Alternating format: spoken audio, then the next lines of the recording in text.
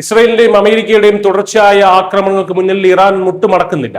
American ഭരണകൂടത്തിന് കൃത്യമായ ഒരു മറുപടി നൽകിക്കൊണ്ട് തങ്ങളുടെ പുതിയ സുരക്ഷാ മേധാവിയെ പ്രഖ്യാപിച്ചിരിക്കുകയാണ് ഇറാൻ. ഈ പുതിയ നീക്കം വെറുതെയല്ല, ഇതിന് പിന്നിൽ കൃത്യമായിട്ടുള്ള ചില ലക്ഷ്യങ്ങളുണ്ട്. ഇസ്രയേൽ നടത്തിയ വ്യോമാക്രമണത്തിൽ കൊല്ലപ്പെട്ട സുരക്ഷാ മേധാവി അലി ലാരിജാനിയുടെ പിൻഗാമിയായി മുഹമ്മദ് ബാഗേർ സൊൽഖാദറിനെ ഇറാൻ നിയമിച്ചു. ഇറാന്റെ supreme national security council secretary ആയിട്ടാണ് ഈ നിയമനം. ഇസ്ലാമിക് റവല്യൂഷണറി ഗാർഡ് കോർപ്സിന്റെ IRGCയുടെ മുൻ കമാൻഡറായിരുന്ന ഇദ്ദേഹം നിലവിൽ ഇറാൻ കാര്യനിർവഹണ കൗൺസിൽ സെക്രട്ടറിയായി സേവനമനുഷ്ഠിച്ചു വരികയായിരുന്നു.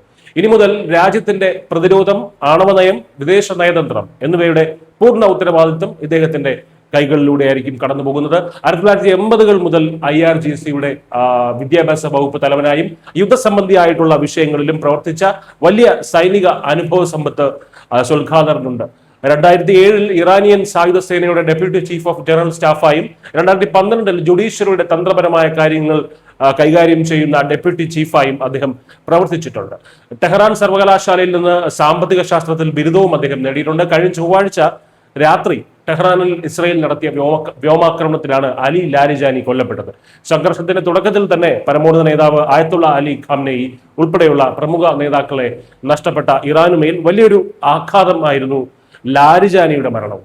എന്നാൽ ഇതിന് മറുപടിയായി ഇസ്രയേലിലെയും അമേരിക്കയുടെയും വ്യോമ കേന്ദ്രങ്ങളിൽ ഇറാൻ ശക്തമായിട്ടുള്ള ആക്രമണം തുടർന്നിരുന്നു.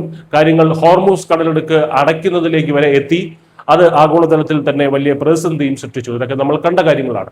ഈ ഒരു അതീവ ഗൗരവതരമായിട്ടുള്ള സാഹചര്യത്തിലാണ് മുൻനിര സൈനിക പരിചയമുള്ള സൊൽഖാദറിനെ സുരക്ഷാ മേധാവിയായി ഇറാൻ നിയോഗിക്കുന്നത്. തങ്ങളുടെ മുൻനിര നേതാക്കളെ ഇല്ലാതാക്കിയാലും പ്രതിരോധം അവസാനിക്കുന്നില്ല എന്ന അമേരിക്കയ്ക്കും ഇസ്രയേലിനുമുള്ള വ്യക്തമായിട്ടുള്ള ഒരു സന്ദേശം കൂടിയാണ്.